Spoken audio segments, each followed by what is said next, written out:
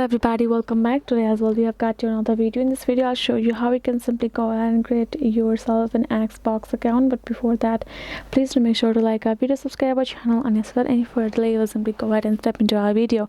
For the matter, what you will do is you're simply gonna go ahead access your Chrome browser on your mobile phone. Once you have done so, you can say, for me, I have already searched in the search bar xbox.com, which lead me to Xbox's official site where you would like to create an account. After the birds, you're gonna go ahead, tap on this profile icon with the plus icon on your top right corner. Tap on it, and this will ask you or give you two information, which includes simply signing in and creating an account. If you want to create one, tap on this create one option, and now gonna add our email over here, like a new email, or you can see this, get a new email address. We're gonna go ahead ourselves enter an email, and then we're going to tap on this next. Once we have done so, we'll get an code for us, and that we will simply be able to create ourselves an account here in the Xbox. For me, let me go back.